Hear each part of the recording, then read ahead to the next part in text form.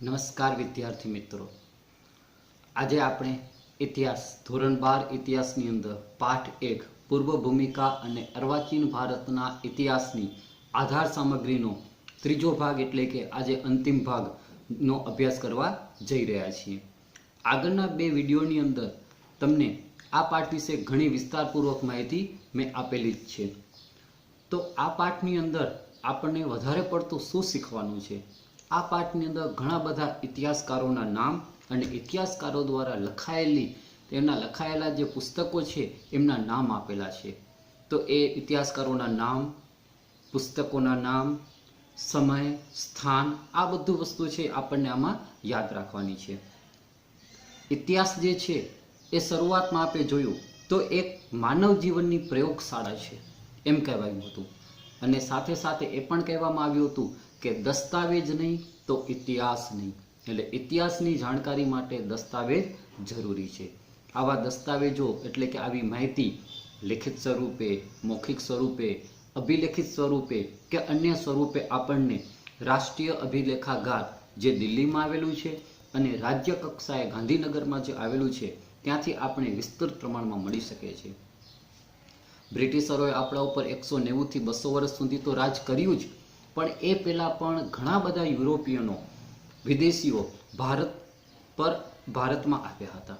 જેમાં સૌથી પહેલાં આપણે જોયું તો પોર્ટુગીઝ સાધન સામગ્રીમાં પોર્ટુગીઝ લોકોની જેને કહીએ કે આપણે એની માહિતી ગોવા અને પોર્ટુગીઝમાં લિસ્બનના શહેરમાંથી મળે છે।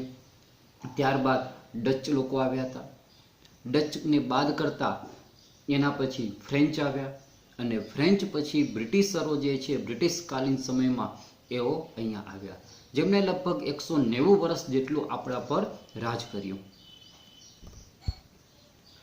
આ 190 વર્ષની અંદર પહેલા 1757 થી 1857 સુધી બ્રિટિશ ઈસ્ટ ઇન્ડિયા કંપની તરીકે ભારતની અંદર ઓળખાણી। 1857માં મહાવિદ્રોહ, મહાવિપ્લવ થયો।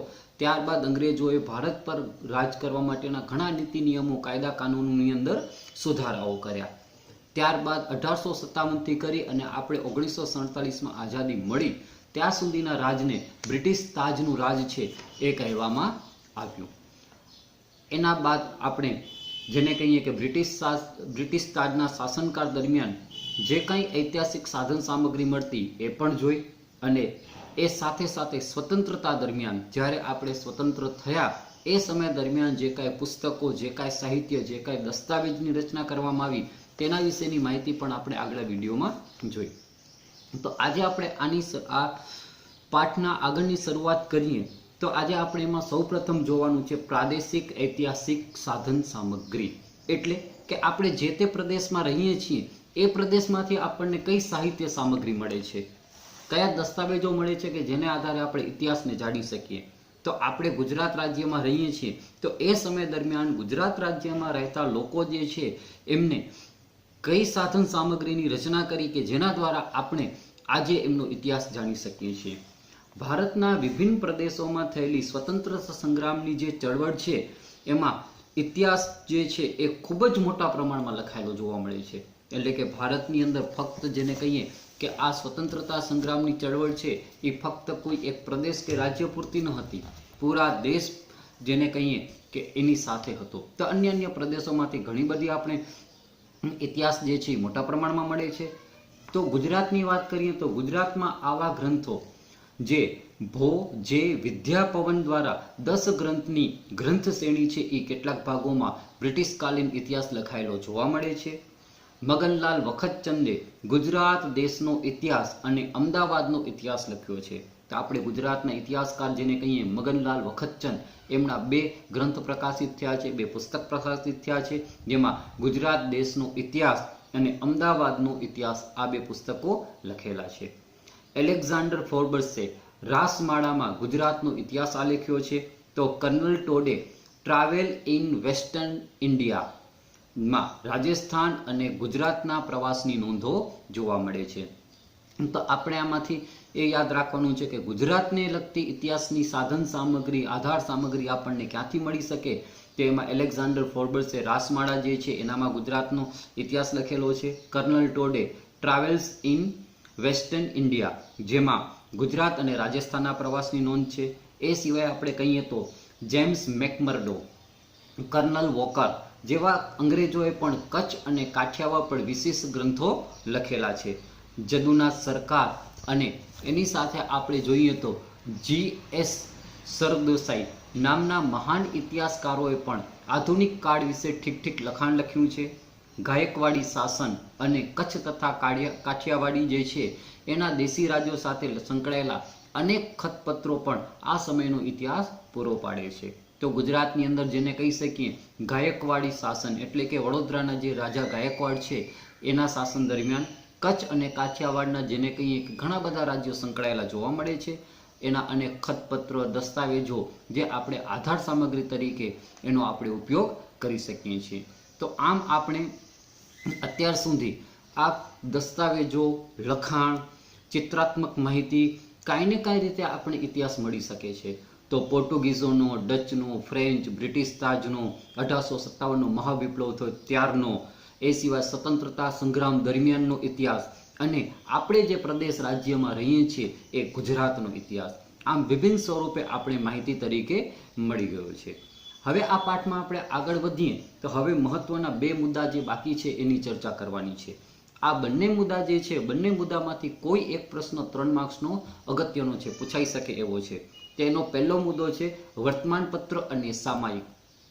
તો જ્યારે આ બધા લોકો અંગ્રેજો જ્યારે ભારતમાં હતા, એ સિવાય સ્વતંત્રતા સંગ્રામ જ્યારે ભારતમાં એ 1947 સમય દરમિયાન ચાલુ હતો ત્યારે તો વર્તમાનપત્રો જે છે આ વર્તમાનપત્રો પણ જેને કહીએ કે એક દસ્તાવેજ તરીકે, આધાર સામગ્રી તરીકે માહિતી આપવાનું અચૂક કાર્ય કરે છે.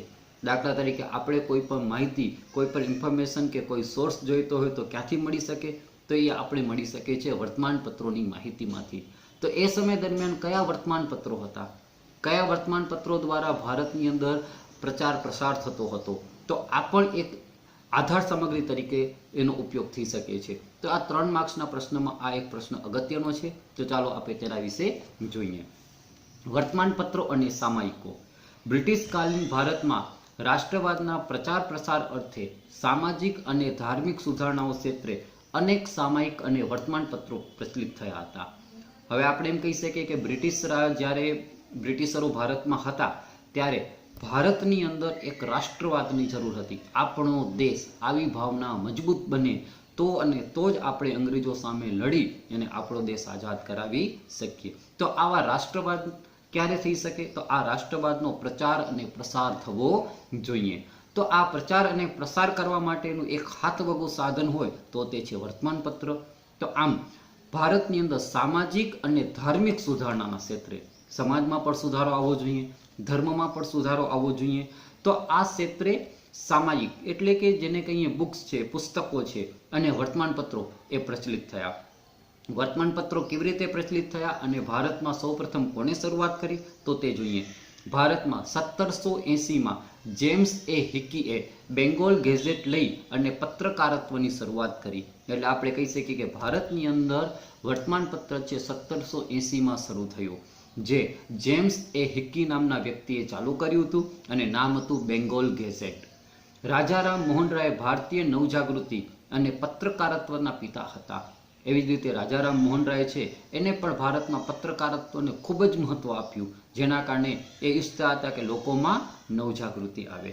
તેમણે સંવાદ કૌમુદી જેવા પત્રોનું સંચાલન કર્યું. તેમણે પણ જેને કહીએ કે અનેક પત્રો વર્તમાનપત્ર રૂપે પ્રસિદ્ધ કર્યા, જેનું નામ હતું સંવાદ કૌમુદી. તો આ જે આપણે જે મુદ્દો જોઈએ છે વર્તમાનપત્રોનો, એમાં અલગ અલગ વર્તમાનપત્રોના નામ અને અલગ અલગ વ્યક્તિઓ દ્વારા વર્તમાનપત્ર ચલાવવામાં આવ્યા એના બધેના નામ આની અંદર સંકળાયેલા છે. તો આ બધા જ આપણને સ્ટેપ બાય સ્ટેપ યાદ રાખવાના છે. તો શરૂઆત કેવી રીતે કરવાની? સૌપ્રથમ 1780માં જેમ્સ હિકીએ બેંગોલ ગેઝેટ છે પત્રકારત્વની શરૂઆત કરી. ત્યારબાદ આપણે રાજારામ મોહન રાયનું નામ યાદ રાખવાનું અને એને સંવાદ કૌમુદી છે એ જેને કહી શકે પત્રોનું સંચાલન કર્યું.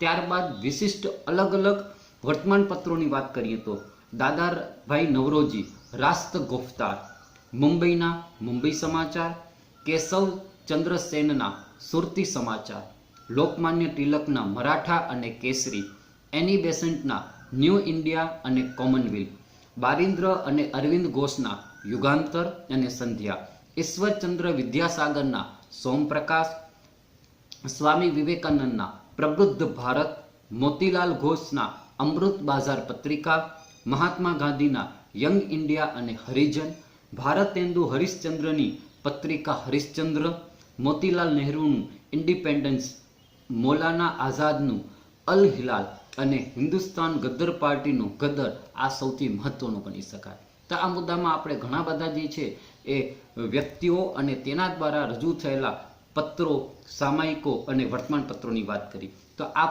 જે છે હું ફરી પાછું રિપીટ કરું છું, તો ધ્યાનથી સાંભળશો, કારણ કે આ બધા જ નામો અને બધા જ પત્રકારોના નામે આપણે યાદ રાખવાના છે.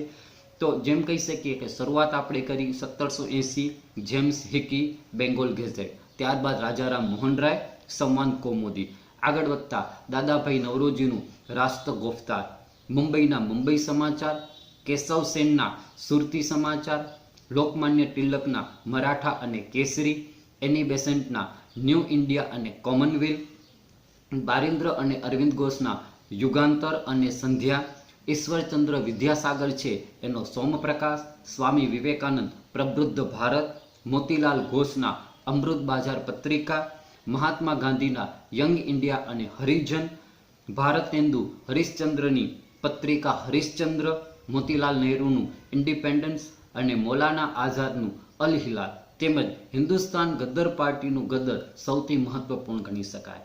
તો આ બધા અખબારોની જો પત્ર દસ્તાવેજ રૂપે જે છે પુરાતત્વ ખાતામાં, માહિતી સંગ્રહ વિભાગમાં, અભિલેખાગારમાં, મ્યુઝિયમમાં સંગ્રહાયેલી રહેલી હોય છે, તો એના આધારે આપણે એનો અભ્યાસ કરી અને તે સમયની તત્કાલીન પરિસ્થિતિ, તત્કાલીન સમાજ વ્યવસ્થા, ધાર્મિક વ્યવસ્થા, રાજકીય વ્યવસ્થા, આર્થિક વ્યવસ્થા અને લોકો જે છે એ પોતાના વર્તન વ્યવહારની કેવી રીતો હતી, તો આ બધી જ જે છે એ આપણે આધાર સામગ્રી તરીકે તેનો અભ્યાસ કરીને મેળવી શકીએ છીએ. હવે આ પાઠનો છેલ્લો મુદ્દો છે સિક્કા. સિક્કા એટલે કરન્સી, પૈસા. આના આધારે પણ આપણે આધાર સામગ્રી તરીકે એનો મુદ્દો મહત્વનો કહી શકાય. આ પણ તમને 3 માર્ક્સનો પ્રશ્ન પૂછાઈ શકે છે. તો એ સમય દરમિયાન પૈસા, ચલણી નાણું જેને કહીએ, એ કેવા પ્રકારનું હતું? બ્રિટિશરોએ ભારતમાં પોતાની સિક્કા પદ્ધતિ ઈસવીસન 1834માં બનાવી. એટલે કે ભારતની અંદર બ્રિટિશરોએ પણ પૈસા માટે ચલણી સિક્કા પદ્ધતિ છે 1834ની અંદર જે છે બનાવી. તે પૂર્વે એ પહેલા શું હતું? તો એ પહેલા મુઘલ બાદશાહોના સિક્કા હતા, કારણ કે એ પહેલા મુઘલ બાદશાહોનું શાસન હતું ભારત ઉપર. તો તેના સિક્કા હતા, તેમાં દામ અને રૂપિયાનો સમાવેશ થતો. તે સિક્કાનું નામ શું રાખવામાં આવતું હતું? દામ અને રૂપિયા. હવે આપણે આગળ જોઈએ તો બ્રિટિશરોએ ભારતમાં પોતાની સિક્કા પદ્ધતિ ક્યારે? તો કે 1834ની અંદર બનાવી. ત્યારબાદ એ પૂર્વ એટલે કે એના પહેલા મુઘલ શાસક હતા, તો તેને પોતાના ચલણી સિક્કા રજૂ કર્યા હતા, જેનું નામ દામ અને રૂપિયા રાખ્યું હતું, અને તે પ્રચલિત હતા. કંપની શાસનકાળ દરમિયાન સોનાના, ઘીની પ્રકારના અને ચાંદી તથા તાંબાના સિક્કા અમલમાં હતા.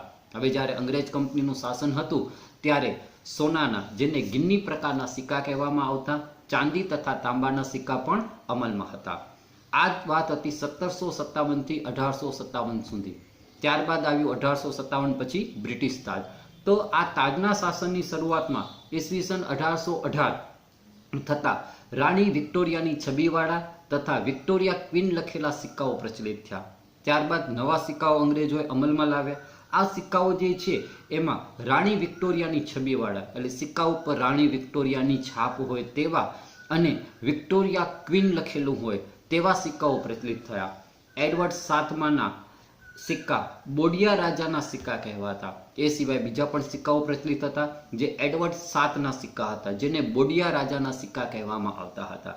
જ્યારે રાજા જ્યોર્જ પંચમના સિક્કા તાજ અને શાહી પોશાકવાળા પ્રચલિત બન્યા. એ સિવાય પણ બીજા સિક્કાઓ પણ ચલણમાં માન્ય હતા, જે રાજા જ્યોર્જ પંચમના હતા, જે સિક્કા તાજ અને શાહી પોશાક પહેરેલો હોય એવા સિક્કા પ્રચલિત બન્યા. ભારતમાં બ્રિટિશ પ્રાંતોમાં બ્રિટિશ સિક્કાનું ચલણ હતું, જ્યારે હિન્દ દેશી રજવાડાઓમાં રાજાએ પોતાની રીતે સિક્કા બહાર પાડી શકતા હતા. હવે જોવાનું એ છે કે એ સમય દરમિયાન શું હતું, તો કે ભારતની અંદર જ્યાં બ્રિટિશ પ્રાંત હતો, બ્રિટિશ શાસન હતું, ત્યાં બ્રિટિશ એટલે કે અંગ્રેજોના પ્રચલિત જે બનાવેલા સિક્કાઓ હતા એનું જેને કંઈ ચલણ જોવા મળતું એ પ્રચલિત હતા. પણ જ્યાં જ્યાં હિન્દની અંદર દેશી રજવાડાઓ હતા, એટલે કે નાના નાના રાજાઓના રજવાડાઓ હતા, એ રાજાઓ પોતાની રીતે સિક્કાઓ બારે પાડી શકતા હતા. તો આવા રજવાડાઓમાં કોને સિક્કા બારે પાડ્યા? સૌરાષ્ટ્ર, કચ્છ અને વડોદરાના રાજાઓ તથા અન્ય ભારતીય રાજાઓએ દેવનાગરી લિપિમાં સિક્કા ચલાવતા હતા. તો આવામાં મુખ્યત્વે વાત કરીએ તો સૌરાષ્ટ્રના રાજાઓ, કચ્છના રાજાઓ અને વડોદરાના રાજા જે ગાયકવાડ રાજા કહેવામાં આવે છે, એ ભારતીયોએ રાજાઓ જે છે એને દેવનાગરી લિપિમાં પોતાના સિક્કાઓ પ્રચલિત કરી અને જેને કંઈ ચલણમાં મૂક્યા હતા. તો આટલો ઇતિહાસ જે છે એ સિક્કાઓનો આપણે પ્રાપ્ત થાય છે. તો આના આધારે પણ આપણે આ આધાર સામગ્રીના આધારે, આ સાધન સામગ્રીના આધારે એ તે સમયના ઇતિહાસની આર્થિક ઇતિહાસ કેવો હતો, આર્થિક પરિસ્થિતિ કેવી હતી, કેવા પ્રકારનું ચલણી નાણું સિક્કા હતા, તેનો આપણે અભ્યાસ કરી શકીએ છીએ.